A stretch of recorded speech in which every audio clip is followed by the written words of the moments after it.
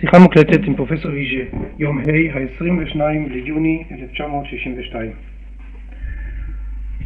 Well, we can start. As I suggest we start the story chronologically from, let's say, the 1st of September 1939. Where have you been at that time, and did the war declaration influence your career, your study, your work? Well, in September 39, late August 39, we were still vacationing at that time in Normandy. I was with my parents and relatives. This was the usual summer vacations, and the war surprised us on September 3rd, 1939, right there in Normandy on the seashore. And as I am Alsatian, it was impossible for us to return home from that long vacation. I'm still on that vacation. This vacation was the turning point of the first part of my life. The eastern side of the Rhine, all along the Rhine and along the northern border of northern border of France, was at that time evacuated by the French authorities. The civilian population was evacuated in Haim. After the war declaration? Right away, yes. In the first week of September, all the population along the Rhine, from Switzerland up to the north, and all along the German border, Palatinate, was evacuated because that population of over 1 million people, was located between the Maginot Line and the Siegfried Line, just in between the two fire lines, and therefore the French authorities, military authorities, evacuated the whole civilian population, including the population of Strasbourg, a city of at that time over 200,000 inhabitants. So what we did was simply to stay in Normandy for a while and see what would happen. We were taken short. We had nothing except our summer clothes, and that's the way it happened for us and for thousands of others. Well, after that, the phony war started, the so-called drôle de guerre, phony war, lasted for a few months. As I was a young student, I went to the University of Caen in Normandy to start studies. At that time, I was thinking of eventually becoming a physician, and I started the biological studies in this direction at the University of Caen, while in the same time attending lectures in the Faculty of Letters, because I was passionately interested in literature as well. Well, to make a long story short, in May 10th, 1940, the Germans attacked through Holland and Belgium. They broke through after a few days of battle, anyway, of resistance, similar resistance, and they broke into northern France. They crossed the Somme, they approached Rouen, and at that time my family and I, we were just a few kilometers south of Rouen. So in those weeks between May 20th and June 10th, 1940, all the students, all the boys students of the Faculty of Science and Medicine at the University of Caen were drafted, not drafted in the regular sense because we were too young for military drafting. I was born in 1921 and therefore was not yet eligible for mobilization in 1940. But we were, as one call it, we were requis by the authority, military authority, as was anyone else who had the slightest notion of medicine and of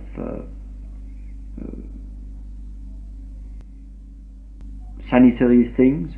And we were stuck into the auxiliary health, the infirmier corps of the French army there in Normandy. At that time, the battle was raging around Rouen and around Le Havre, which I saw completely destroyed by bombings evening after evening.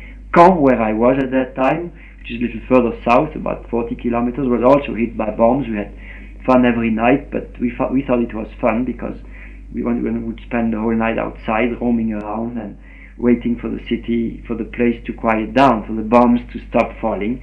And we were drafted in the hospitals, in the military hospitals, surgery wards of the Caen military hospital, where at that time, in the first days of June 1940, hundreds and hundreds of wounded men started flowing in trains, train loads, truckloads full, those famous wagons, which say that they contain 40 so and so many horses and so many men. Well, the men were wounded. They were Frenchmen, Belgians, Englishmen from the Dunkirk business, also German Nazi soldiers, severely wounded, who had been shuttled around for perhaps 8 days from one railroad station to another one in those wagons, in those horse wagons, and came to the hospital in terrible state, gangrene and so on. That was my first real contact with war. I still remember those nights spent shuttling between the railroad station of Caen and the military hospital, bringing in those loads and loads of wounded men, wounded soldiers, many of them in extremely severe condition, and dragging them upstairs because there was no, it was a very old hospital, a rickety old thing, and as much as I remember, there was not even an escalator, an elevator. So one would carry up the wounded, extremely sick men on stretchers in those old winding staircases of the at that time perhaps 18th century or early 19th century hospital.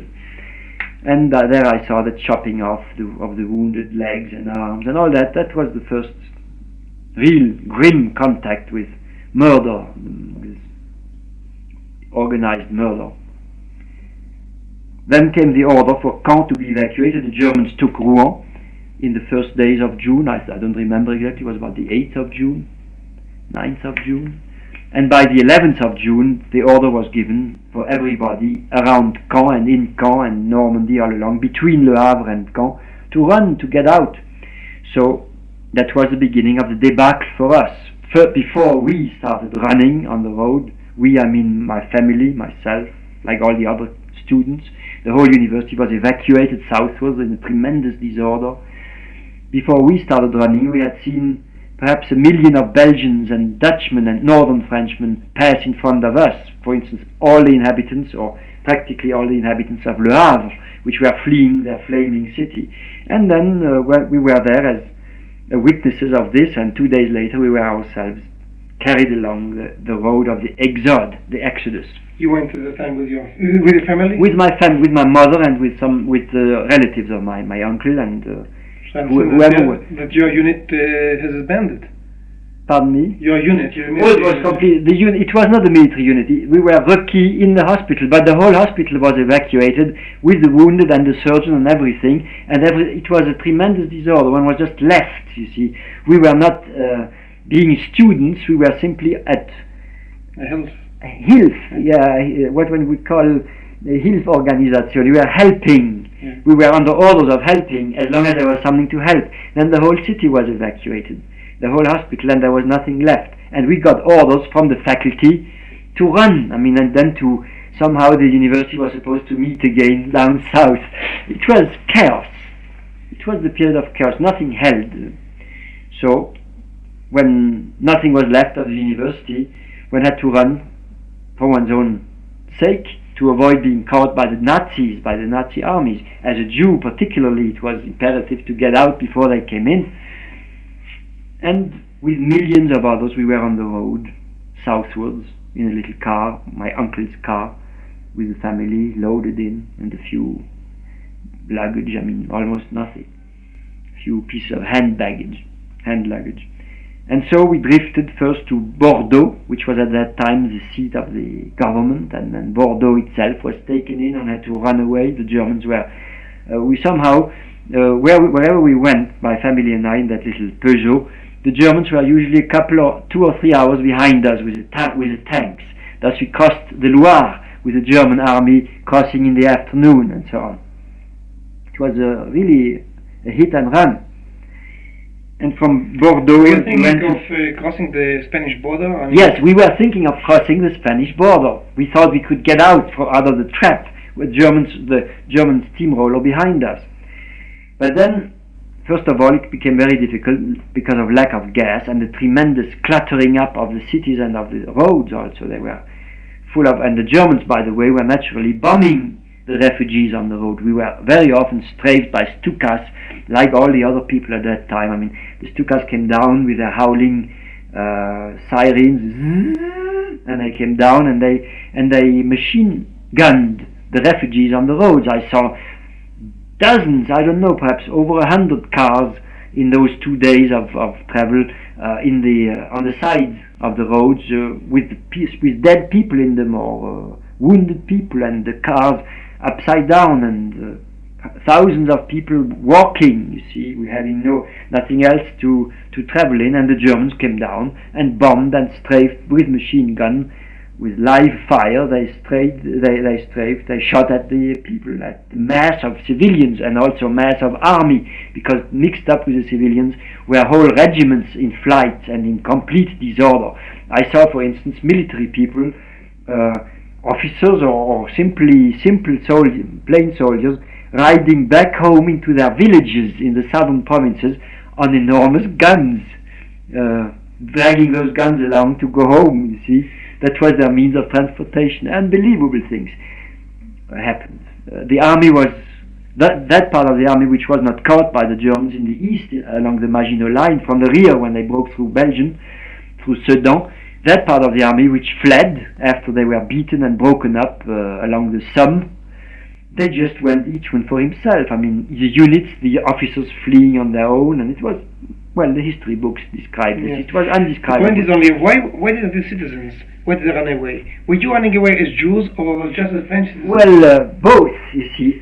There were 5 or 6 million people on the roads from the north, from Belgium, Holland and northern France to the south at that time. 5 million, most of them civilians, but also hundreds of thousands of soldiers in these banded, fragmentary units. The Germans were coming, there was war, there was lots of shooting and bombing, and the Germans were threatening destruction of the cities. They wanted to create this chaos, to further hamper the French army in its retreat, and to create such an upheaval that resistance was impossible.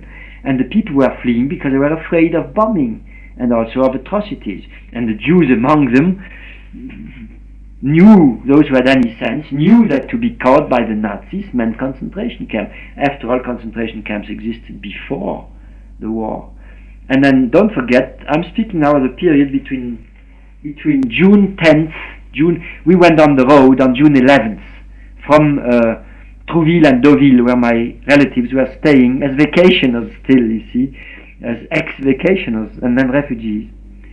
Trouville is just on the other side of the Seine river, 14 kilometers from Le Havre on the other side, and until our turn came, we saw Le Havre flaming every night, you see, and the Stukas passing over us and then dumping loads and loads of incendiary bombs on Le Havre. Well, we saw that, and the people of Le Havre were running for life. And 2 weeks before that, cities like Rotterdam had been completely destroyed, reduced to mere ashes by the Germans. So you are asking me why the people were running out of the cities? Because of that. They didn't want to burn alive. And then the Jews among them, if they had any sense, not to be caught and put into... after all, in 40, one knew what had happened in Germany before. Yeah. So we were running for all these reasons and trying to escape from being caught by the Nazis, by the Gestapo, and to be caught in between the fire lines also. And then the Nazi authorities were threatening destruction, and the French military authorities were ordering the population to evacuate, you see, all the time. Mm-hmm. Also, because of the battles, they were still planning to eventually fight. So it was all chaos. And we arrived in Bordeaux, and then from Bordeaux we wanted to go south to Biarritz, but the road was already cut, impossible to go to Biarritz, and so we went inland, eastwards to Pau. Pau the capital of the French Basque country, and there we ended with, for lack of gas, lack of money, lack of everything, completely exhausted. Like thousands of others, Pau was just swarming with refugees. The city of usually perhaps 40,000 inhabitants, it had at least 150,000 sleeping in the streets, you see. This was the case at that time. In July, that was late June, July, after drifting around, we ended in Pau because that was the end of the road for us.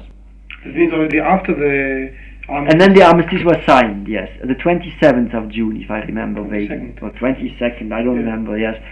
We were in Pau when this happened. I still remember hearing on the radio Marshal Pétain's whining voice, and then the whining Marseillaise played on the radio behind him. What was the atmosphere hearing that capitulation? Oh, well, it was the end of the world for us. You see, it was crumbling down. No, not us. No. It was the end. It was a tremendous catastrophe, a feeling of it. The fact that Pétain took over the government, I mean, somebody had to take it over, and people were so overwhelmed. I'm not speaking now of Jews, but of the people in general, were so crushed and overwhelmed that Pétain was considered as a kind of a Santa Claus who was supposed to try to keep the worst from happening by all people. And I think he considered himself that way in the beginning. It was worse than defeat. It was ruin. I mean, it was the end of a world for all of us. Certainly for young boys of my age. I was then 19. It was the end of the great illusions, you see. And then the feeling of personal threat became immediate as Jews, you see. I mean, we could not allow ourselves to doubt that there would be dealt out to us a fate not only as terrible as all the others, but far worse than the others in France, than the French people as a whole. But according to the armistice, Pau was included in the Vichy territory. Well, that was just mazal. That was sheer luck. We landed in Pau because we were half dead, exhausted, and the car had no gas left. And by miracle, by accident, that city was comprised within the Vichy, what will be or will have been a few days later the Vichy zone. But when we arrived, there was no Vichy zone yet. We didn't know anything. We just arrived there and slept in a garage. That's all, for weeks on end. And tried to survive it all, morally and physically, and tried to eat something, because there was already the shortage of food and of everything.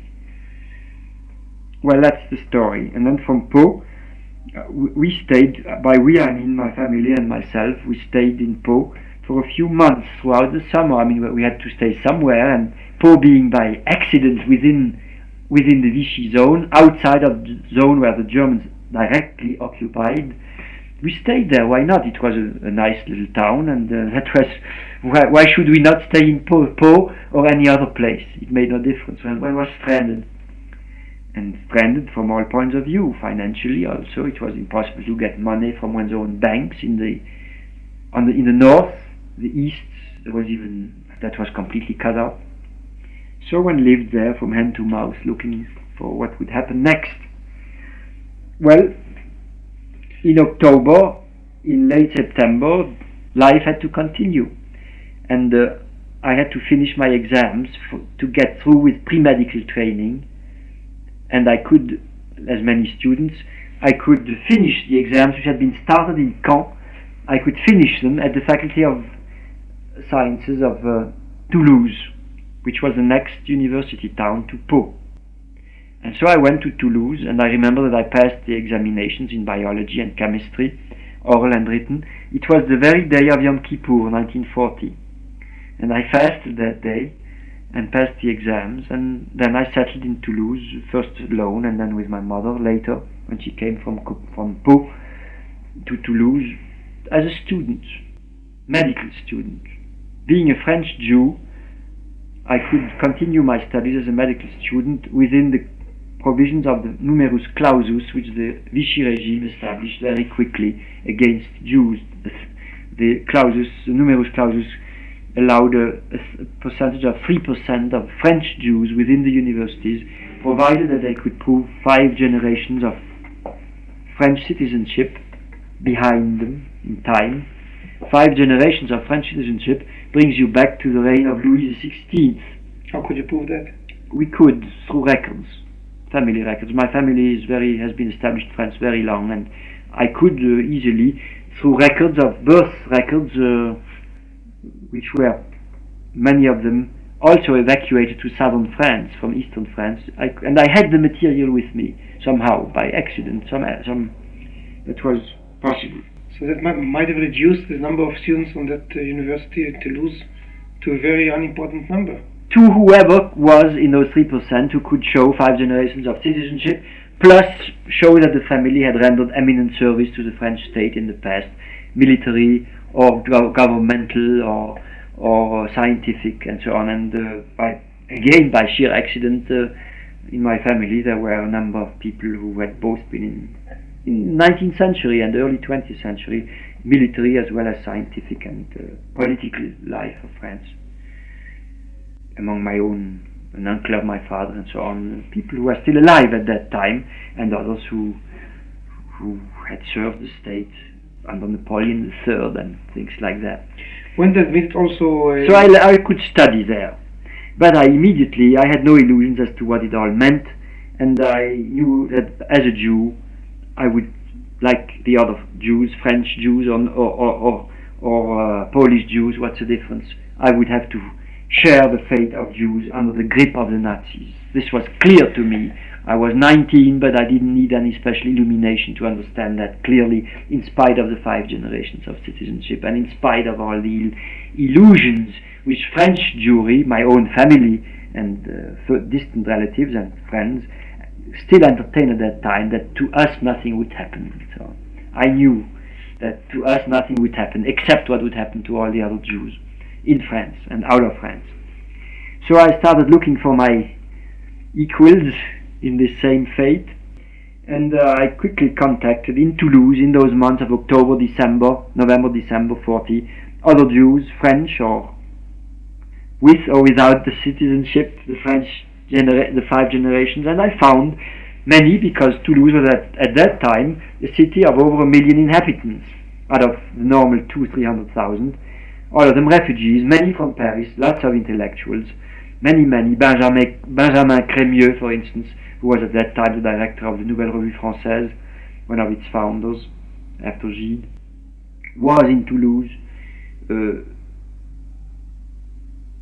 Philosophers, writers, Jean Cassou, Gentiles as well as Jews, but many Jews, and I met them there, and then a lot of young people of my age, and among them I met for the first time Jewish conscious active Jews, which I had never met in my adolescence in a small town in eastern France. I met there men like Arnold Mandel, who was then a Jewish journalist, he still is, great talent, men who had served in Zionist circles in Paris, men who had been active in Jewish conscious circles of all kinds, like David Knut, who was a Russian Jewish poet, emigrated into France from Russia, and who, as I discovered at that time, was active in Jewish Zionist activities, and many others, friends of mine, colleagues, students,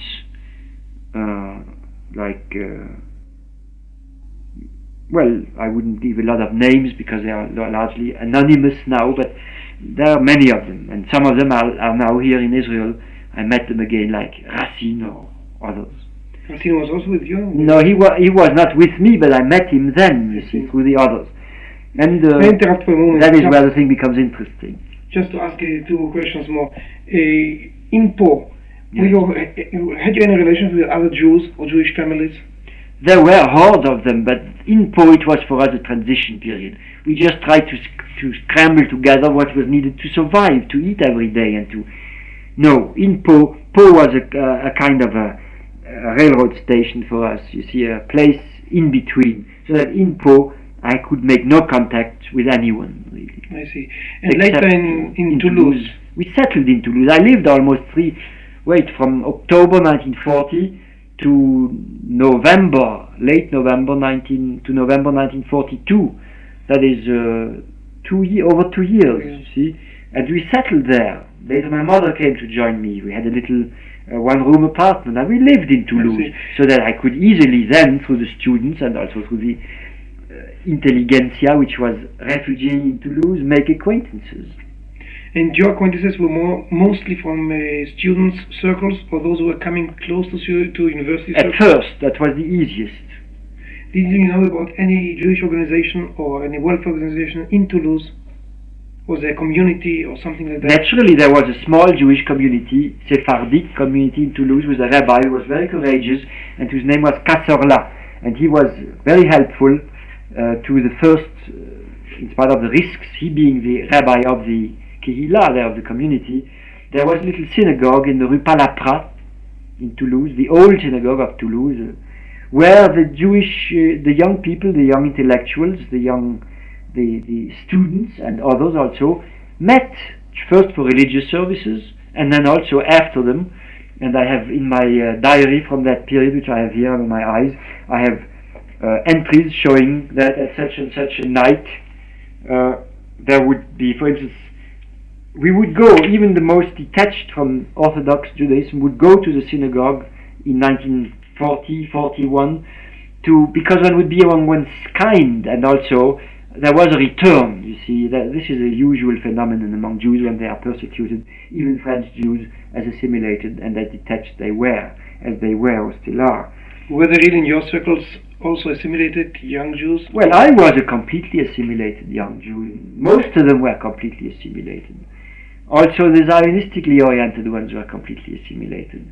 There are very few Jews among the French Jews who have any religious background or any religious loyalty in the true sense of the word, or any knowledge. The assimilation of French Jewry was phenomenal and still is. But I have an entry, for instance, in my diary of that time of April 11th. I went this evening to the temple Rue Palaprat for Pesach. A tremendous emotion. A boy of 15 years of age was officiating as Chazan. This is of the 11th of April 1941. And in that same circle, in that same circumstances, I met then Jewish intellectuals who were much more Jewish conscious than I was and who knew much more about Jewish things, and with whom I very quickly fraternized because I found among them the right stamina, the reaction against the persecution, a reaction which was not to simply hide and try to wait till it was over, or to pretend like many French Jews that it was nothing to worry about. They knew what was coming, and they tried to react first inwardly against it by steeling themselves against the humiliation, against the breakdown, by standing on their own feet. And among them I would then meet that group. For instance, there is an entry of April 29th, 1941, where I write down, after I'm translating this offhand from my diary, after dinner, Cercle d'études bibliques juives nationalistes, Circle of Jewish and nationalistic and biblical studies at the synagogue. I have met tonight a few young Jewish people of Polish origin, and among them also the Jewish writer David Knut, with whom I will meet again tomorrow, and so on. This is in the first month of 1941. And that April 41, right? 41, yes. 41. And so slowly one would get to know all these. There were not so many after all. There were many Jews in Toulouse, but very few of the kind worthwhile meeting, and who had both the intellectual and the character equipment which was needed to react, to assess the situation, and to find not an answer, there was no answer to this, but at least an attitude, to find a form of behavior which was not completely degrading, which was not pure flight. Well, there was nothing particularly original in our reaction. For me, it was all new at the time. Seen now, it looks like the obvious reaction, but at the time, it demanded a prise de conscience, and also a total identification, for the first time, total and without make-believe, identification with the Jewish faith, with the faith of the Jewish people. Now the French Jews never considered themselves as a people, but at best as Frenchmen of as the Germans would say in their heyday, Frenchmen of Jewish faith, of Mosaic faith, yes, and all this. That was the basic attitude which was shared in my family, not only in my generation of my parents, but grandparents and great-grandparents, and I would say till the beginning of the 19th century, till the 1820s. So that demanded really not only a prise de conscience, but a form of engagement in the Jewish faith, not only a passive submitting to it. And the surrounding of these young and not so young men whom I just mentioned before helped me to cross through and to assume for myself, politically, humanly, historically, what I first felt more as an emotional thing, as a reaction of indignation. From the indignation, one had to stop over to history. See, indignation was not enough. What were you knowing at that time about the Jewish faith under Nazi rule? Well, we were in unoccupied, so-called unoccupied France, which means that the Vichy government, which was naturally under strict political control in Vichy through the German Commission there, yet had the direct rule was exercised in the provinces, in the cities of southern France, like Toulouse, by Vichy and its agents, by the superpréfet, for instance, préfet régional, as they call it, in Toulouse, whose name was Monsieur de Leritz at the time. He was not a bad guy, and I think he played a double game, but he had to obey, after all, the orders of the government in Vichy, and the government in Vichy was in turn very strictly checked by the delegation of the Nazis in Vichy. And then in each city there was a commandatur, there was also a local delegation of Gestapo and of German officers in each city. This in Toulouse, as unoccupied as it was, there was nevertheless in the Hotel Regina, the big hotel in Toulouse opposite the railroad station, there was a kind of a commandatur, a German delegation of army, political, and police. And you would see them in the streets, some of them, in their uniforms, and others you could hear by listening to them. They spoke German. And they supervised and double-checked the local authorities. The French, now, as everyone knows, the Vichy police, first of all, Laval and his government established a 300,000 strong police d'État. 300,000 men of police just for the south of France with 15 million inhabitants. That was a lot of police. I am told that most of this police came out of prisons which were being emptied, and the scum of the population, and former gangsters would make the ideal material of the police d'État, because this police was a political police. It was an oppressive police, state police as they call it, to enforce the government's decrees and to enforce obedience to the new regime. And these men, among other things, very soon, even in December 40, that started, as soon as the first Statut des Juifs was published by the Vichy regime, whenever that was, in October 40. In other words, right away, as soon as I was in Toulouse, that Statut des Juifs was published. I have here an original, the document of the first publication of it, with its red cover, Statut des Juifs. Well, this Vichy police d'État, was put in charge of organizing concentration camps in the Vichy area to hoard into them, to hoard the foreign Jews. There were thousands upon thousands of non-French citizen Jews in southern France, in Toulouse, around Toulouse, everywhere. They swarmed. Naturally, they had been fleeing from northern France, from Belgium, from Holland, fleeing the Gestapo. They were locked up in camps like Argelès, along the sea coast, not too far from Spain, in the Pyrenees Oriental. Gurs, which is very famous, that was the biggest one, Smaller ones also like Recebedou, Noé, near Toulouse, 5 or 6 kilometers if I remember well from Toulouse in the countryside. There they were thrown together and guarded by the Vichy police.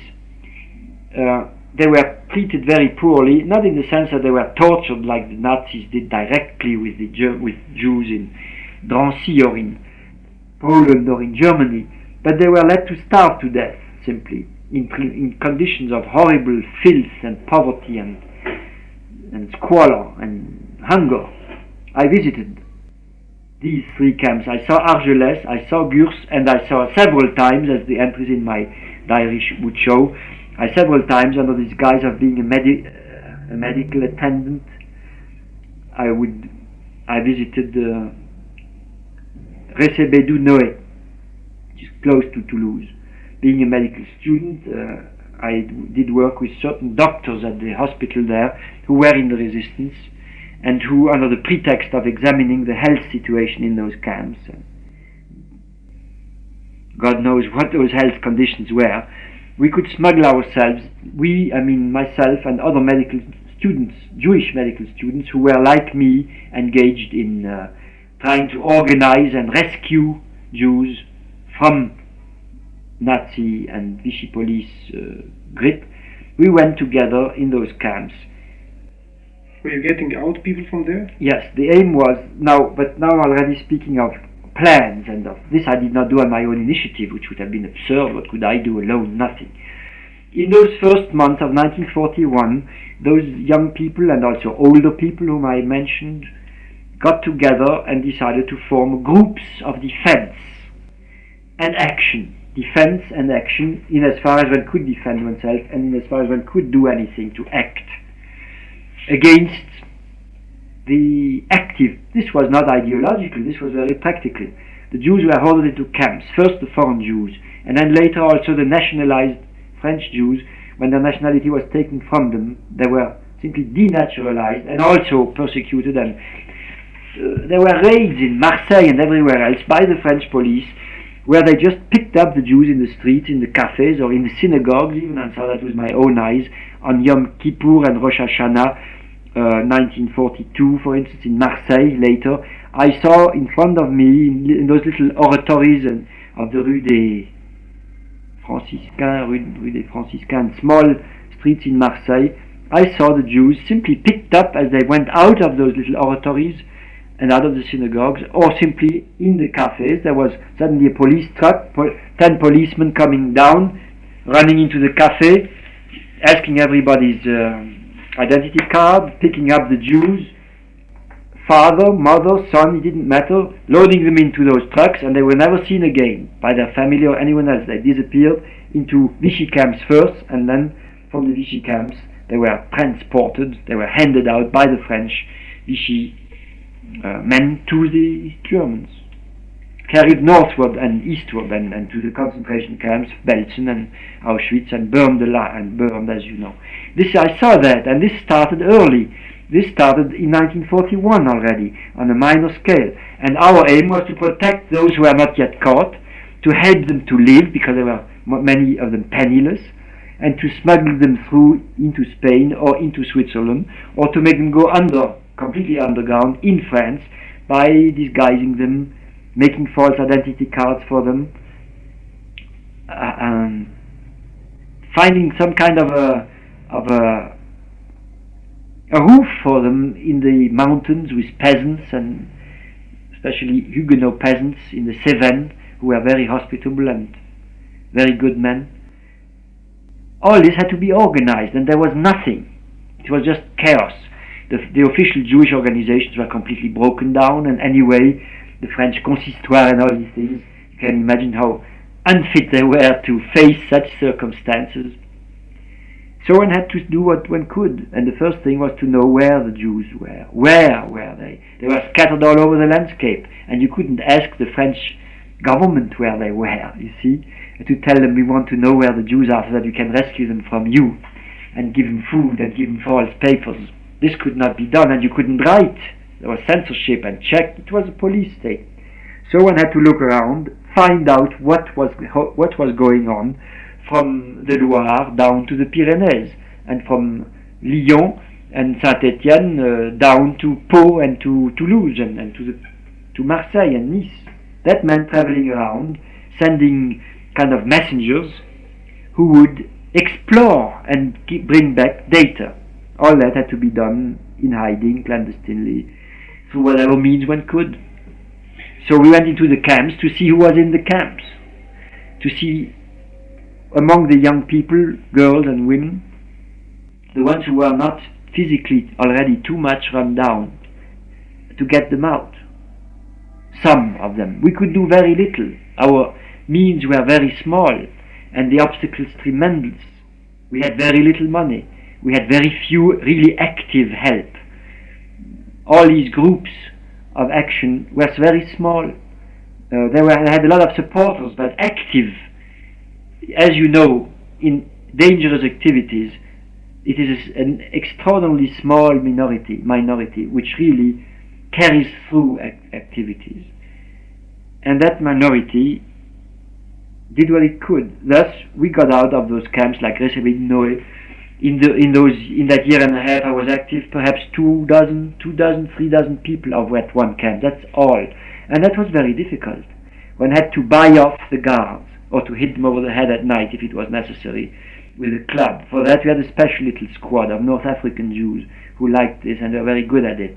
Others, like me, had to explore the place, find out what was in it under various phony reasons, like sanitary reports to the French medical authorities and so on. One went into and looked around and talked around and noticed people. And then as we were a Zionist group, you see, our consigne, our duty was to find out among those inmates of the camps, those who were young enough to be gotten out, who could survive, and who could be then enrolled among us, who could work with us, to organize a kind of a small Zionist, Jewish conscious group of resistance and of defense. Ultimately, not only of defense but also of attack. And that's exactly what happened, because later, in 1944, those groups turned into, from Action Juive, as we called ourselves, into the AJ, turned from Action into Armée Juive. But that was only after the landing of the Allied troops in France. In your times, anyhow, it was called Action Juive? Yes, in my time it was called AJ, Action Juive. But the Action Juive was the large group. It was a kind of a federation of all kinds of groups, of formerly Zionist groups, like Hashomer HaTzair or Mizrahi or Poalim, what was the name? Some left. Yes. Poalim, Poalim Zion, and also Mizrahi, which were very left, and also some others which were very rightist. And they were grouped together, you see, in what was called Action Juive.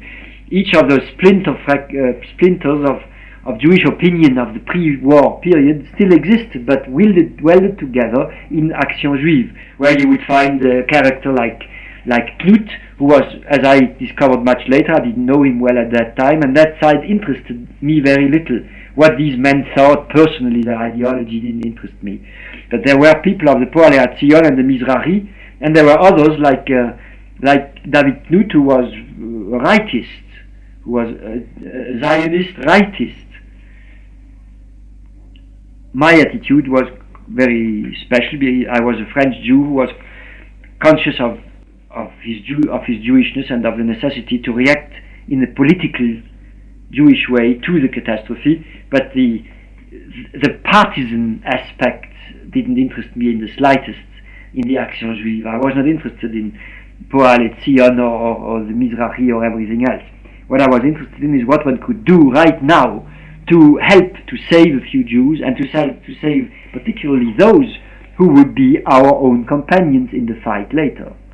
That was the aim. And when had to many pick people out, like you, it means French Jews. There were not many, at least not in Toulouse and not in the beginning, because first of all there are not so many French Jews. You see, I mean, the population of French Jews in the sense I gave before, with 5 generations of French, there were perhaps altogether in France, in pre-war times, 100,000 altogether. and they were scattered all over, and it's true that in the beginning these were the most reluctant to join our ranks. In my own family and among our friends, acquaintances, they were the slowest to recognize that they were in the same boat, for reasons which are understandable historically and humanly. But certainly there were people among us who were not of Polish and Russian origin, but of French Jewish origin. For instance, my friend Georges Wolf, who is now director of the Agence France Presse in New York, I think. Georges Wolf, an Alsatian Jew like myself, he was with us from the very beginning in Toulouse until he had to flee for life and hide. Like many of us had to run because things became very hot later. Yeah. But the majority were not French Jews. The majority were Jews of Eastern European origin. That's true. I would like to ask you a few other questions about the chapter which we're finishing right now. I mean that I understand that you joined that group at about April 41. Do you remember? Well, the group, you see, it simmered for several months. From December 40 to May 41, we met all the time and discussed and talked and what to do and how to do. What can we do? We were lost. There was no, que faire, exactly. No one told us what to do. We were thrown in a situation where chaos reigned and the danger of destruction. Were there outstanding figures among your outstanding personalities which were influencing the others? Naturally, those older ones whom I mentioned already before. For instance, Arnold Mondel. For instance, David Knut. Others whom I knew less but who worked through them, like Polonsky, Racine. Was he part of the group, Polonsky? He was, but I knew him much later. Yes, naturally he was. He was one of the men, of the older men. He was perhaps a man of 40 then. I was an adolescent. Knut must have been about 35. Mondel perhaps 30 at that time, 30, 32. We were kids. Those were the older men. And then there were men like Wexler in Nice, and also men from overseas who came, like Armand Narboni, a very brilliant young lawyer from Oran, who worked with these men and came back and forth through the Mediterranean clandestinely to try to set up something. Were there nucleus of people like you also in Algiers? Or? There were, yes, but I knew nothing of them personally because I never went there. Armand Narboni, by the way, was later killed in Italy on a clandestine mission during the invasion of Italy by the Americans. He went back from Algiers to Italy and he was shot there.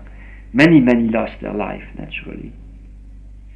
Was there any ceremony in joining the group? Now, this group, first of all, it was a mixture of Jewish conscious, young and not so young people, of all colors, political and otherwise. My color was that I had no affiliation because before the war I did not belong to any of these groups. But then there were others who had affiliations, but this was not important.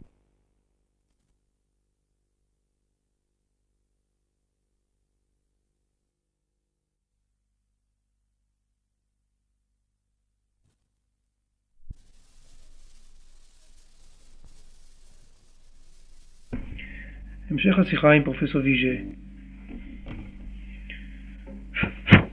Yes.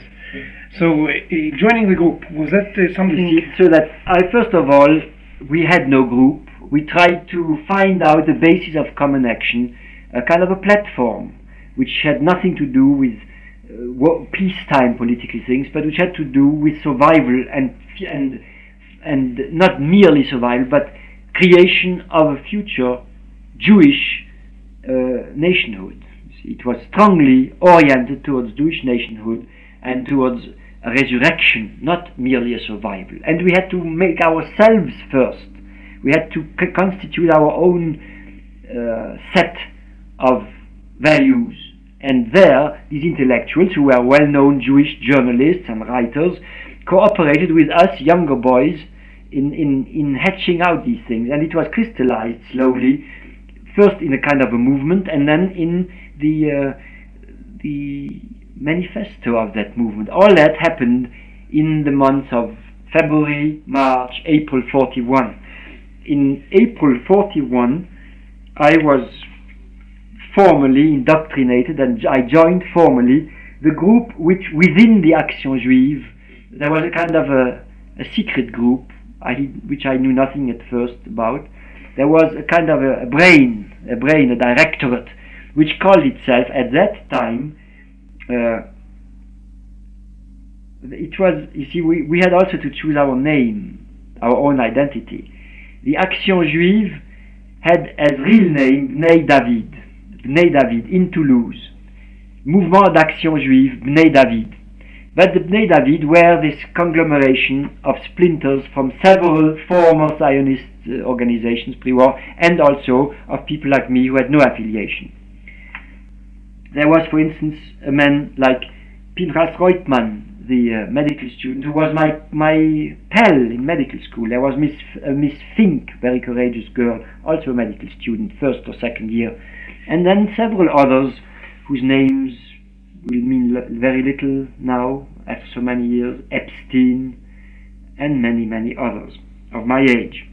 But they were led by a group which was the Brain. And this group, in which I was initiated then, exactly on May 20th, 1941, as my diary would show, called itself La Main Forte, Yad Hazaka. And it was really, as I learned much, much later, I didn't know this at that time, it was linked, this Main Forte, with the Palestinian groups of the Irgun. But this I discovered much later, and only after the war. You mean Irgun Tzvei Yes. They had connections with one another, and it was organized, as I recognized later, a little bit on the pattern of the Irgun, but we knew nothing at all about the Irgun in France at that time. At least I did not know anything about it. We had other worries, and Palestine, under the mandate during the war, was completely cut from southern France, except for certain people who knew more than we did. And we had to, we then, a few friends of mine and myself, became members of the directorate of the Main Forte. It was a very strange experience, because we had to swear allegiance in the dark to a man who would receive the allegiance and who was himself hidden behind, I don't know, some kind of a screen. Now, this simply formalized what had already occurred, namely that a group among us were trying to organize the other young Jews into squads of self-education, because there were a lot of things to do. First of all, self-discovery, self-education, learning something about Jewish things. And there, the Cercle Juif, which met under religious pretext in the synagogue of the Rue Palapra in the evening, was very, very important, because that is where we discussed and learned something about Jewish history. We would read Gretz, we would read Dubnov, we would study parts of the Bible, we would study Zionist history, the history of the Yishuv, of which we knew practically nothing at first. All that was vital. Who was instructing? Many among us, many. Sometimes also the rabbi, Kasorla, was a very courageous man. So that we learned a lot of things. We had to organize, to educate ourselves. And all these things were expressed in this manifesto of the Bnei-David, Mouvement National d'Action Juive, manifest, in which the description of the Jewish tragic fate in the wartime was at first described. Then came, in the second part of the manifesto, a chapter entitled Que faire? Most of this manifesto was written by David Knut and by Mordel and myself. And then, a third part of it, I have the original of all this, as it was typed at that time on the original paper of the time, and corrected by hand here and there, by the hand, I think, of Knut. Then came the description of the structure of the group, with its division in local sectors, local directorates, and then a general directorate, Pardon me? That organization, that structure, was that put into practice? Yes, naturally. We had groups like that. There were groups in Toulouse. We organized a group like that in small towns like Lacaune, Castres, also in Nice, in Marseille, and we tried to travel around to set them up. I traveled into all kinds of small towns where there were Jewish groups. I forget which ones now. Castres, Moissac, and all kinds of places to try to set them up. It was very difficult. I went also to Bagnès de Bigorre in southern France, near the Pyrenees, to set up groups like that. And all these groups, finally, together with other already organized groups like the Éclaireurs Israélis de France, all of them met in a conclave from the whole of southern France, from the whole of the unoccupied zone. We met in a conclave in, what was the date of that? I think this was then a few months later. All of these groups, whether they were Bnei-David or other Jewish groups like the Éclaireurs, like the Scouts, met in a congress, a clandestine congress in Montpellier, but that I think must have been in the first month of 1942, because I see in my diary as of the 12th of January 1942, I read the following: 1st of January 1942. Then at that time, those small groups, which we call secteurs, were already existing. I have seen Knut in the last days. Réunion constituante d'un comité de groupement de la jeunesse nationale juive avant-hier in Toulouse. Reunion of a constituent of a constituent. Avant-hier, ça veut dire? Avant-hier was the 9th of January, 42. 9th of January. 42. But these were groups from outside already, you see. Avant-hier, constitutional gathering of a committee of groupments of the National Jewish Youth, a new reunion this evening. And in the same period, which means in the spring 42, we had then that congress in Montpellier, where men and women came from all the corners of southern France, from the north, from the east, from the west. There were over 40 who congregated in a cellar, in a house in Montpellier, and tried to set down the main lines of activity to be followed.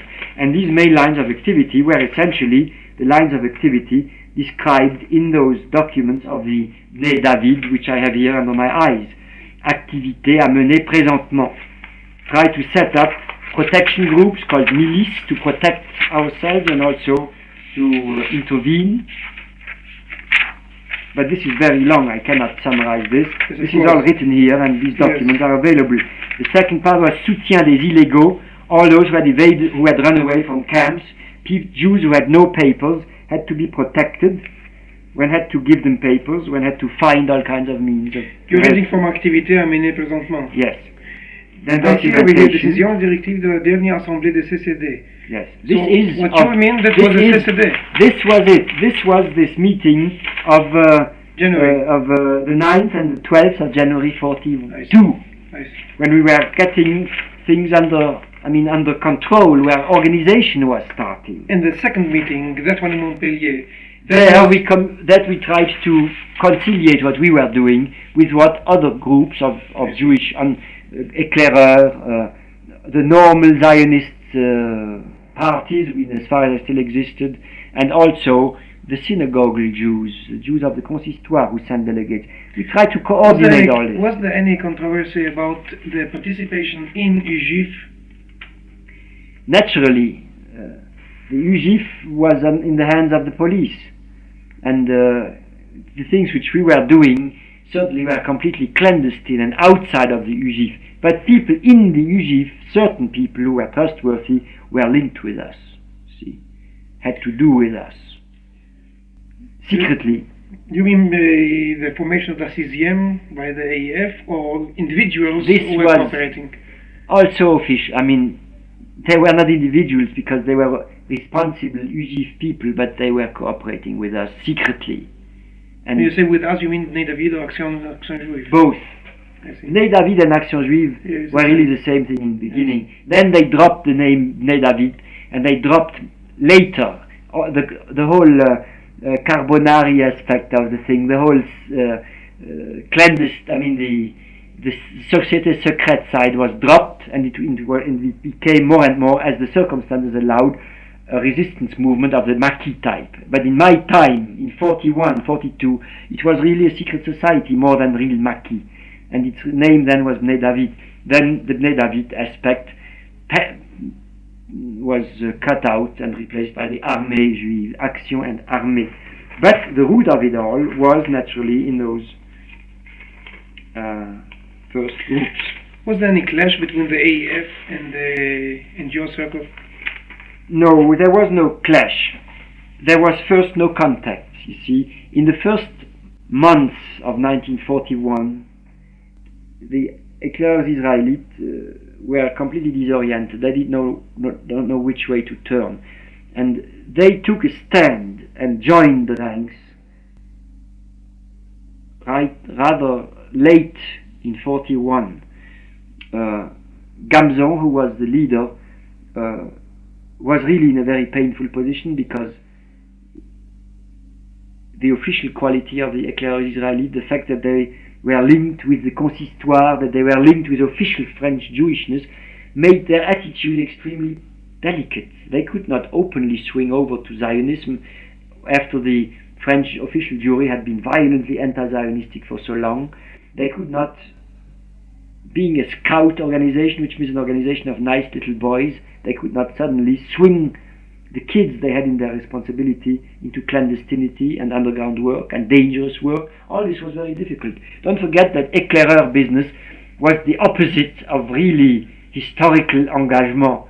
Also the Jewish éclaireur, even more so. It was nice little games, and it was very difficult for Gamzon to take the responsibility to swing over that organization into something as dangerous and as serious as what we meant. Nevertheless, he acted later the CZM, and he was working in clandestinity. Yes, he himself was in the clandestinity much earlier than the éclaireur as an organization. But all this crystallized when realized that the situation became terrible. The éclaireur started cooperating with the true underground movements. I remember having been in Wassak, in a Harshara, in Wassak near Castres, and that was I think in 40. No, that was also in 42 in the spring or summer, where we fraternized, our groups, Aftalion and many others, Reutemann and many others. Pugach was there as the head of this Harshara. We were all there, perhaps 10 of us came from Toulouse and many from other places. And we fraternized with éclaireurs Israelite leaders, and we tried to set up together plans to hide boys and hide girls, come to the help of adults who were stranded in villages, had no money, and were under danger of police raids all the time. Much of my own work consisted throughout these times, next to meeting and joining and trying to crystallize all this intellectually, consisted first of all into those visits in camps. As a medical student, I could smuggle myself in, and I brought back information on the conditions in the camps, Recebedou, and so on. Get people out, hide people in the hospital under the pretext of sickness, because the French police were not Nazis, they were not like the Gestapo. When people were really sick enough, some could get out of the hospital, out of the camp, and go to the public hospital in Toulouse for cure. Inmates, which is unthinkable in the German world. But they were supposed to go back to the camp when they were cured, and naturally they always vanished. And we got certificates that they had died and had been dissected in the dissection room. Actually, we smuggled them out of the hospital after cure with the help of some of the doctors, Gentile doctors of the University of Toulouse, who were very nice, others were not so nice. You found both kinds. And they were then hidden in cellars with people, and they had to be fed, and they had to be hidden and smuggled out. Some of them to Switzerland, some to Spain, and some were smuggled simply into the mountains of the Montagne Noire, for instance. I made several trips as a kind of a messenger boy to the Montagne Noire, to Lacaune in particular, where there were many Eastern Jews, to warn them of impending police raids, so they should get out, hid with peasants, do what they could, and and also find the peasants to hide them with. I did the same going south to Bagnès de Bigorre and to, what is the name of those other villages where there were Jews? Lourbarous, Sirpe, and all kinds of very beautiful little villages in the mountains of the Pyrenees where Jews were refugeeing and where they were being caught. And they had to be warned ahead of time that in 2 days, according to our informants from the Vichy police in Toulouse, there would be a police raid there to get all the Jews, to catch all the Jews, and then they had to be somehow disposed of for a few days, and many of them were caught nevertheless. They wouldn't obey the order to vanish, and they didn't know where to vanish, or they came back and were caught in the second raid. You see, it was a hopeless fight, but when it was good. And I carried false cards around to people. I made a big trip up to Diolfi, where I met Pierre Emmanuel there for the first time, the poet, the French poet. Avignon, where I met also Segers and the group of Poésie 42 for the first time at that time, which was the main center of poetic and literary resistance in France against the Germans around Segers in Avignon and Villeneuve-les-Avignon. So while working for these things, I met the young French writers, little older than I was, who were resistance men. It was very interesting, and to Nice, to everywhere I was sent. Being a French Jew, I could travel freely without permit, without résidence forcée, and without permit of travel. I could travel all through the Vichy France without being, without having to ask for the permission. So I was a very useful messenger, and not having the accent of foreign Jews, I could easily, and being very young and very young looking, I could easily get my way through, but I got into trouble nevertheless. I traveled too much and I got into trouble. And I got trouble with the police, with the Vichy police, and summons to the police headquarters in Toulouse, and warnings, threats of concentration camp by Xavier Vallat or Barquier de Pellepoineau. Xavier Vallat himself, it was, I think. The commissary, the Vichy minister. Did you have personally with him something? Or? No, but he had with me. I was perhaps imprudent, and I traveled too much, and perhaps was imprudent. And finally, I was repéré.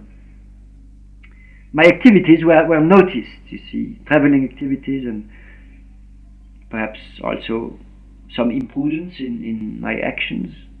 I simply got into hot water with the Vichy authorities for these things.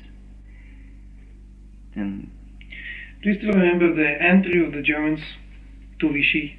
I was not in Vichy. No. I don't mean the city, but the zone, the free zone. No. Now, all these things were done at that time.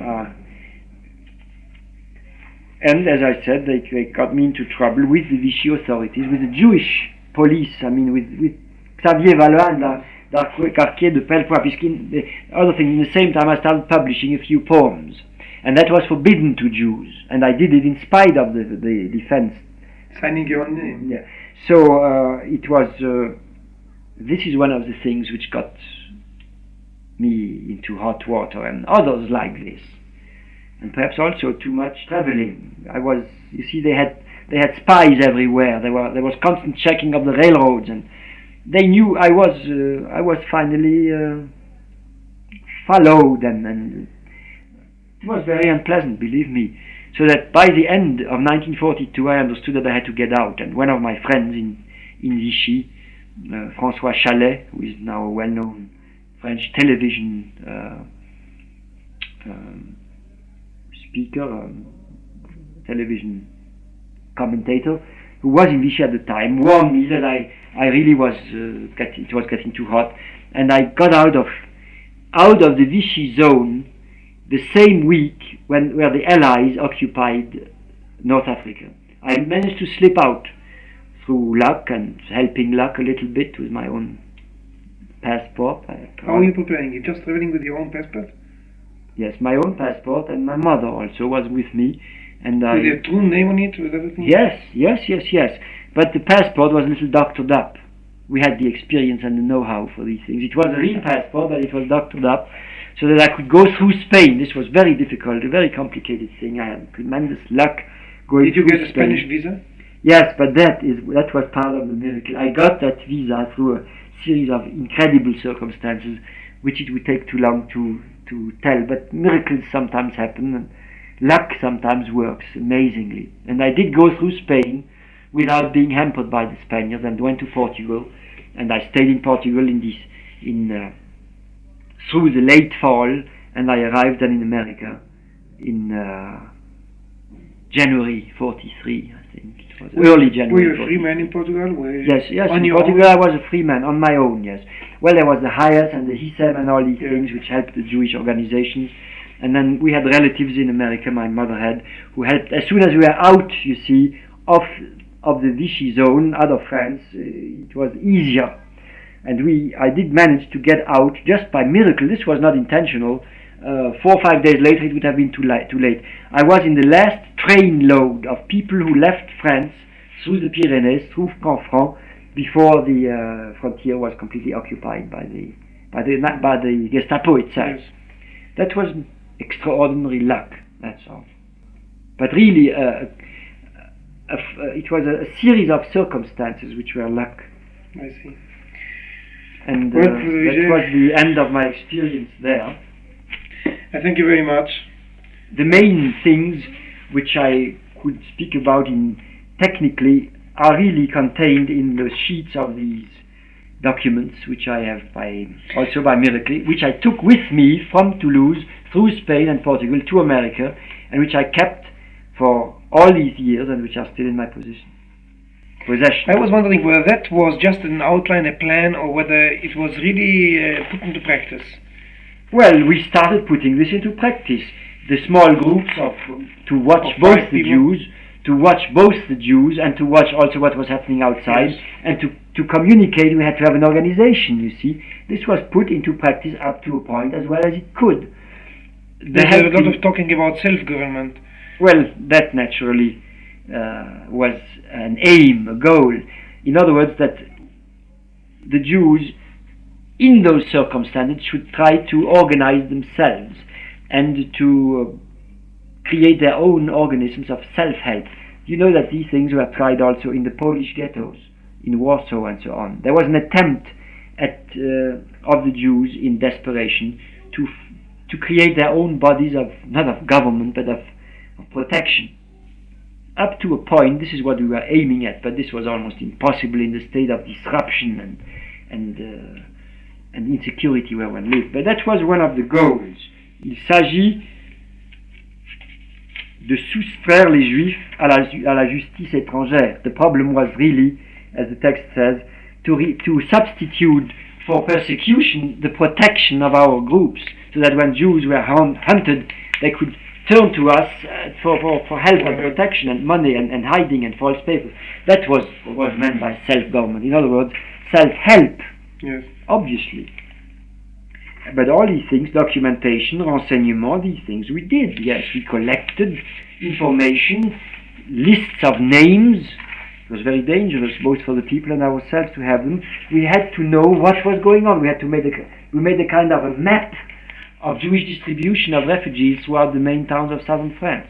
And the map could only be made by going there and looking and talking. You couldn't write. And we tried to get money together to help, to organize. That meant a kind of taxation which sometimes, as I'm told, was done, but that was not our department, that was the older people, even by threat, by compulsion, taxation. We ourselves paid a certain tax, I think it was 20 francs a month of contribution, but that was very little money.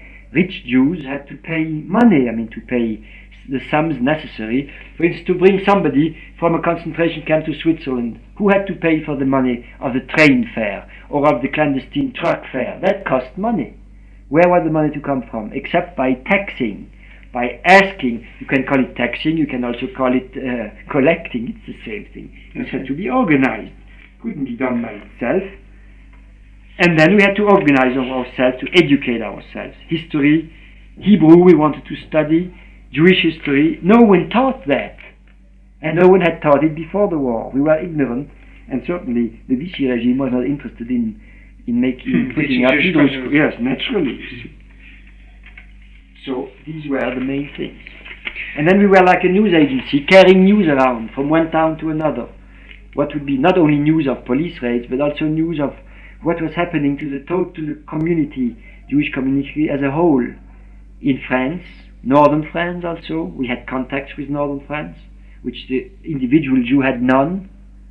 And then we knew what was happening in the world through all kinds of channels like North Africa and so on. These are the documentation aspects which we tried in our very weak ways and with very few means to carry through. Were you documenting also the activities of Jewish officials of the Vigée, spying on them and trying to see what they are doing and so on? I'm sure this was done. I had nothing to do with it, but I'm sure that there was a check on this. There, stronger and older people must have been at work to watch them and to... I'm sure there must have been a lot going on there. Also, in that sense, self-government, I mean, warnings and so on. But the usual relation was that Vigée people were sympathizers of us and that we would get advance notice of all kinds of activities which the Vigée was compelled to perform. I see. There I cannot tell you, I know very little of that part of it. I went sometimes to the Rue Caffarelli where the Vigée center was in Toulouse, but I tried to be seen there as little as possible. I was afraid because of what you just say. There were also sold out Jews, you know, who for money or under threat from the Nazis worked for them, naturally. So I didn't go often to the Vigée. I tried to keep out of this. And I know very little of it. Well, I think this summarizes my experience. Yes, thank you very much. I'm afraid it's a bit too late.